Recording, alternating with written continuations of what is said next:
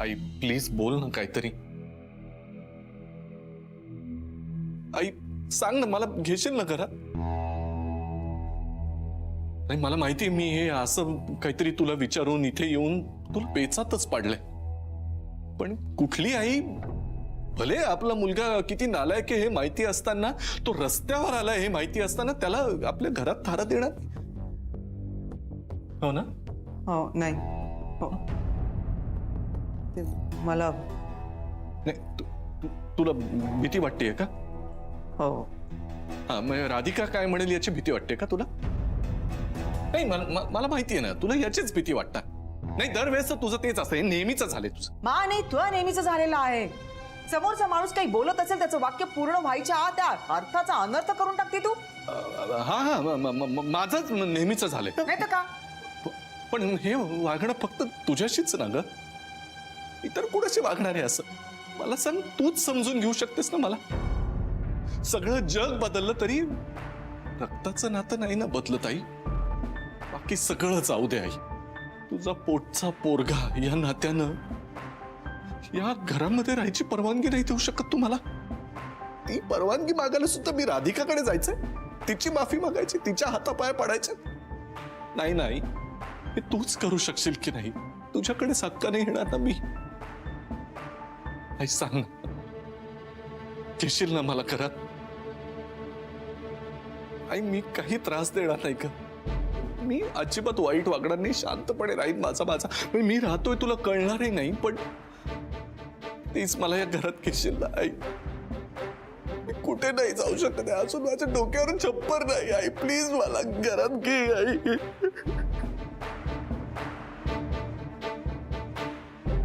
बस पाणी आणते.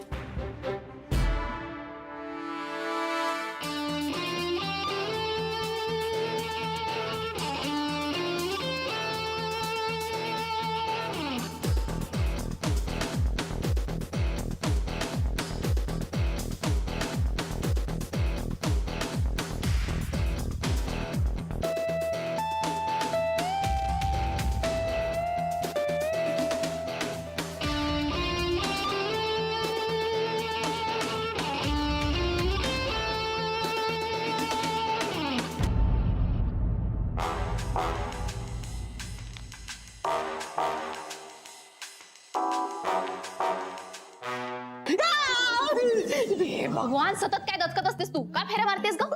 हे मी फेऱ्याने मारत आहे. मी तुला प्रोटेक्शन देते. प्रोटेक्शन? येस. कोणापासून? गॅरीपासून. अगं त्याला तुझ्यापर्यंत पोहोचण्याआधी माझ्याशी 2 हात करावे लागतील. 2 हात म्हणजे? शानू बेबी, 2 हात म्हणजे माझ्याबरोबर कुस्ती खेळावी लागेल. तुझ्यापर्यंत पोहोचण्याआधी त्याला मला हरवावं लागेल. ग्रेटच यार तू. बेबी मी ग्रेट, पण मी जिंकलेच नाही. कशी काय ग्रेट? कुस्ती खेळण्याआधी जिंकलीस माझ्यासाठी. ते कसं काय?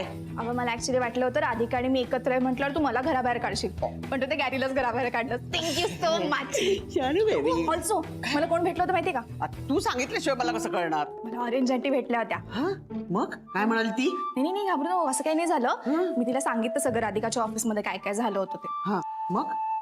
नाही काही नाही म्हणाल्या, पण ना त्यांना राधिकाचं इतकं कौतुक वाटतं माहितीये.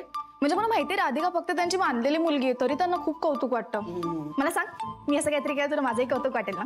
ओ माई शानू बेबी, कुठल्या आईला नाही आवडणार आपल्या मुलीने काही छान काम केलेलं? अगं प्रत्येक आईला वाटतं आपल्या मुलीने छान काम केलं की तिचं कौतुक करावं आणि गरजेच्या वेळी तिच्या पाठीशी उभं राहावं.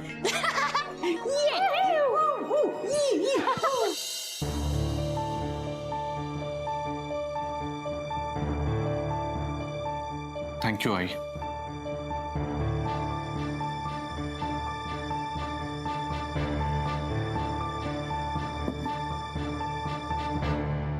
का करताय? अगं आशीर्वाद मागतोय तुझा. आशीर्वाद का आला?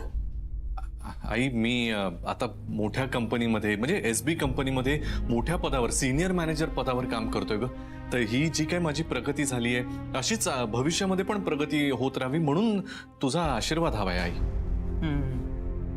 खर सांग बरं, तुला इथे राहायचं आहे म्हणून तू माझ्या पाया पडत आहेस का मोठ्या पदावर तू रुजू झाला आहेस म्हणून तुला खरोखर आशीर्वाद हवा आहे? नाही आई ठीक आहे, तू बोल, मला तुला वाटेल ते बोलूच शकतेस तू.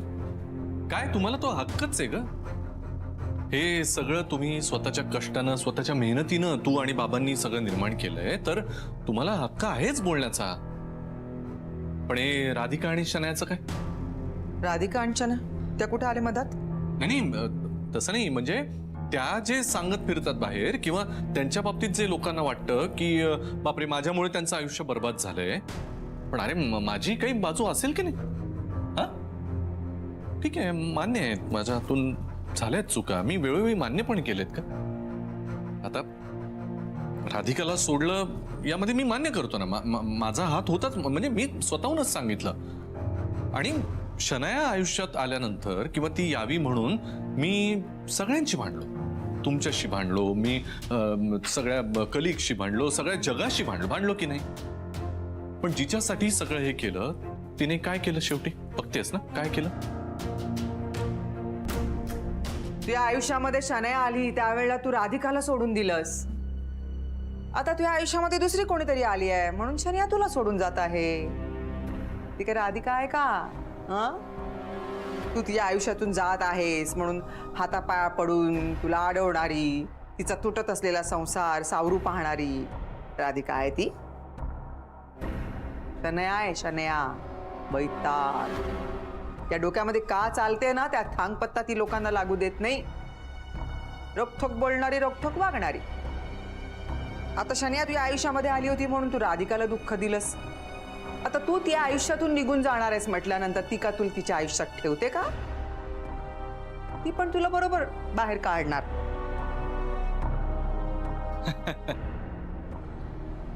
नाही तू अगदी बरोबर बोलतेस आई.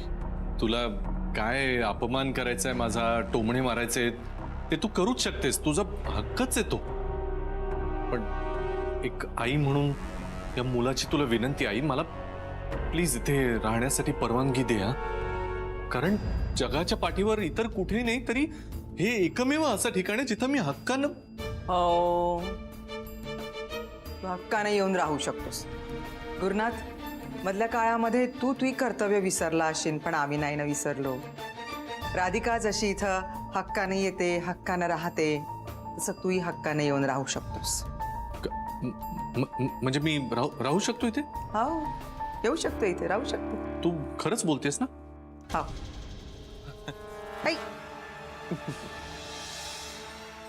आतापर्यंत आई म्हणून प्रत्येक वेळी तू चूक पदरात घेतली मी गुरुनाथ, पण आता नाही. यापुढे तुला तुझ्या चुकाई दाखवून देणार, तुला धडाई शिकवणार, पण त्यासाठी तू फक्त माझ्या जवळ असायला हवास बा.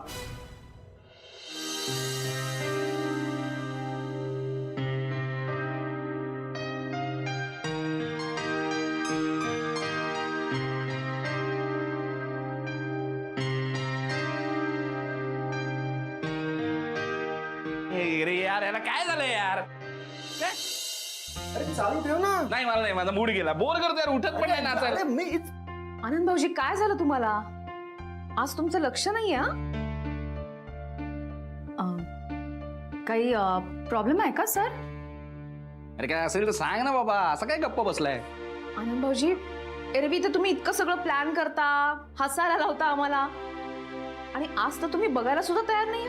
नाही तर काय, आणि एवढी खुश आहे ना यार जेनी, तिला अजून खुश ठेवायचं का असं तोंड पाडून बसायचं? तिला खुश बघूनच मला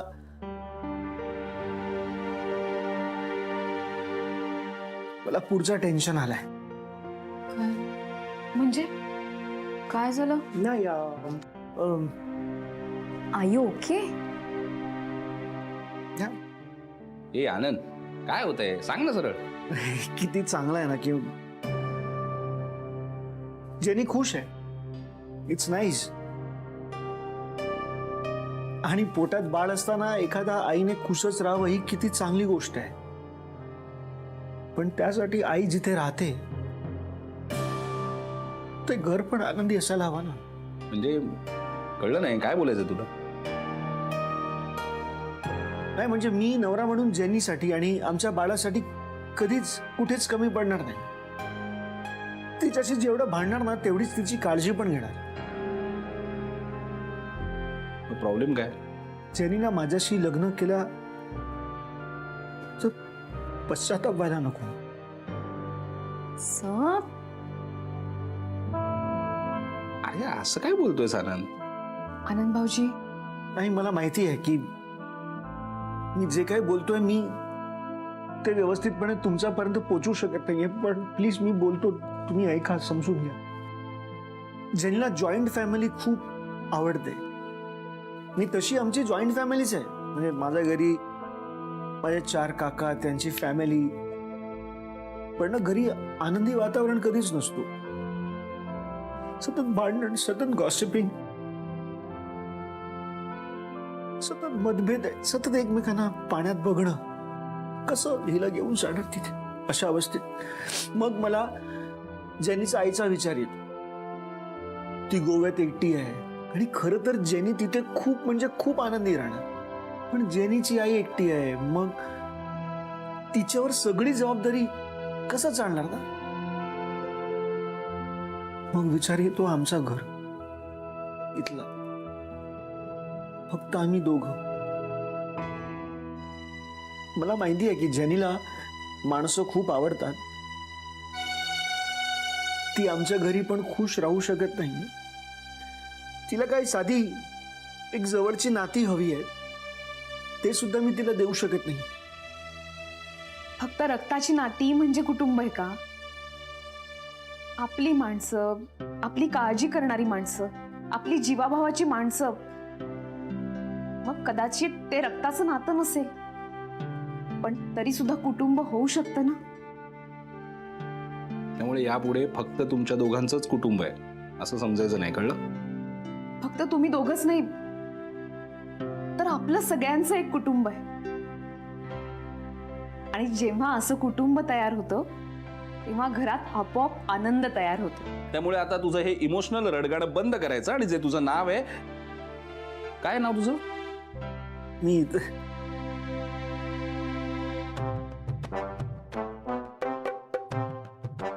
सिरियसली हा खरंच विसरलाय? आता जेनीला काय झालंय म्हणून खुश आहेस तू? हा, ती प्रेग्नेंट आहे. अरे तसं नाही, तिला काय झालंय? म्हणजे तिला काय वाटतंय म्हणून खुश आहेस तू? खुशी. हा हा, मग त्यालाच अजून काय म्हणतात शब्द? हॅपी. मराठीत? हा, मराठीत आनंद. मग हेच नाव आहे ना तुझं? आनंद आहे. हा हा, आनंद, आनंद शाह. अरे मग तसं राहा ना जरा. चल आता मी तुझं फेवरेट गाणं लावतोय, तुला नाचायला लागेल. ए, उठव तिला, उठव जेनी, जेनी उठव त्याला. अरे. Yes, come on. चला.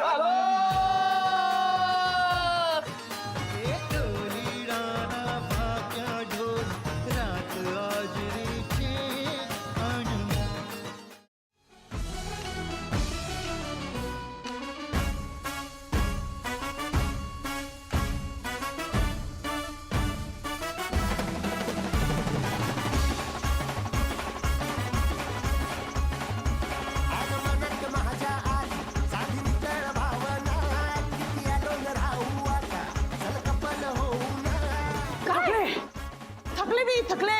काय का मम्मा? खूप थकले, खूप थकले.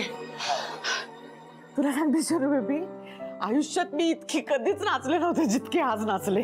ऍक्च्युली मी पण कुठल्या पार्टीत एवढे नव्हते नाचले. मम्मा, मला ना आज पहिल्यांदा या घरात खूप छान वाटतंय. म्हणजे माझं घर आहे असं वाटतंय. कोणी प्रश्न विचारणार नाही, कोणी सतत कटकट करणार नाही. कुठे जातेस, कोणाला भेटतेस असं विचारणार कोणीच नाहीये. आणि कोणी विचारलं तुला तरी मी आहे ना. माझी बॉडीगार्ड. शनू बेबी, एक बोलू? बोल ना, आपलंच घर आहे. शनू बेबी, मला तुझं खूप वाईट वाटतं ग. का, कशाबद्दल? मी तुला एक कंप्लीट फॅमिली नाही देऊ शकले. मग तूच फॅमिली आहेस माझी, मला नकोय आणखीन कोणी. I know that, but please Shanu baby, आज मला बोलू दे. कधी नव्हे ती आज इतकी मोकळीक मिळाली आहे ना. तुझा डॅडी आपल्याला सोडून गेला ना दुसऱ्या बाईकडे, तेव्हा तू तू जस्ट 3 वर्षाची होतीस. तेव्हा तोही हेच बोलला होता ते आज तुझा गॅरी बोलला. चालते बाबाच्या घरातून, म्हणून आज मला नाही सहन झालं. यु नो, सगळं मला आठवलं परत. मला काही दुसरं ऑल्टरनेटिव्ह नव्हतं म्हणून मी तुझा हात धरला आणि त्या घराच्या बाहेर पडले. अंदरची काही वर्ष मी कशी काढली आहेत ना हे आत्ता आठवलं तरी माझ्या अंगावर काटा येतो. त्यानंतर मी ठरवलं की बस, तुला यापुढे तुझ्या डॅडीची कधीच कमी पडू द्यायची नाही. तुला सुखाची कधीच कमी पडू द्यायची नाही ना पैशाची कमी पडू द्यायची. म्हणून मी सतत पैसा पैसा पैसा म्हणून पैसा कमवायच्या मागे लागले आणि मी पैसा मिळवण्यासाठी वाटेल ते केलं. कालांतराने मी इतका पैसा पैसा पैसा करत गेले की पैसा कमवणं हा भास झालं. म्हणून मी गॅरीवर आज एवढी ओरडले, एवढी भडकले. मग तू किती वर्षांनी डॅडचं नाव घेतलंस ग? सॉरी गॅरीमुळे तुला परत तो दिवस आठवला. नाही शनू बेबी, तुला असं वाटत असेल की मी नेहमी हसत असते, जोक मारत असते, कधी कधी असं दाखवते मी कन्फ्युज्ड आहे, मला काही कळत नाही. पण मला सगळं कळत असतं. मला सगळ्या गोष्टी कळत असतात. गॅरी, केड्या यांच्या थट्टेचा विषय मी मुद्दाम होते. कारण ते म्हणतात ना, वेड पांघरून पेडगावला जायचं असतं, येडा बनून पेडा खाणं. तेच मी आजपर्यंत करत आले आणि ते फक्त तुझ्यासाठी, फक्त माझ्या शनू बेबीसाठी मी केलं. आणि यापुढेही मी तशीच वागणार, फक्त माझ्या शनू बेबीसाठी. तुझं झालं असेल बोलून तर मी एक बोलू का? बोल ना. तू खरंच कशी आहे ना ते मला माहिती. केड्या गॅरी तुझ्याबद्दल काय बोलतात याच्याबद्दल मला विचार करायचा नाही. मला फक्त एवढंच माहिती की तू माझी मम्मा आहेस आणि जगातली सगळ्यात क्यूट पर्सन आहेस. माय शनू बेबी. हे बघ, आता गॅरी परत आला ना तरी आपण टेन्शन घ्यायचं नाही. का? कारण तू आता मम्माच्या मिठीत असणार आहेस कायम. आणि तुझ्या मम्माची मिठी म्हणजे 1 रूम किचन सारखी आहे, right? 1 room kitchen, 1 BHK. Oh my shunu baby.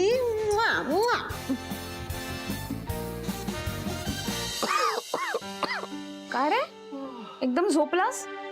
काय झालं? बरं वाटत नाहीये का?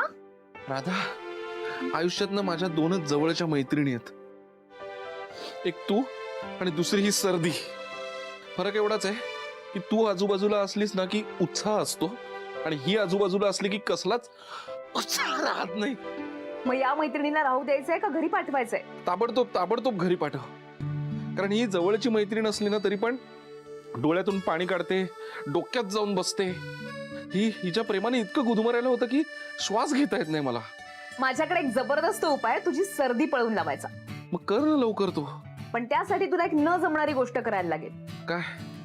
अजिबात गडबड गोंधळ न करता शांत राहायचं. तू म्हणशील ते करायला तयार आहे, पण ही सर्दी गेली पाहिजे. त्यात उद्याची तयारी पण करायची. तू 1 2 3 म्हण. 1 2 3 म्हण. 1 2 3. शांत शांत.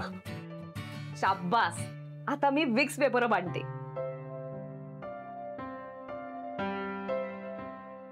मला कधी सर्दी झाली, कफ असेल किंवा डोकं दुखत असेल ना तर मी विक्स पेपरच वापरते. कारण हे देतं सर्दी आणि कफाच्या 6 लक्षणांपासून आराम.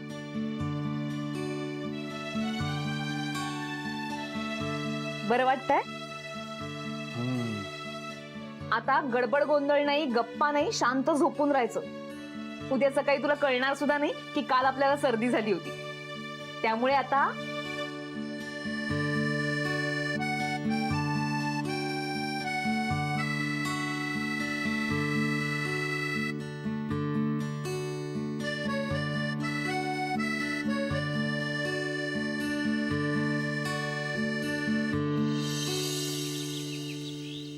राधा, कॉफी.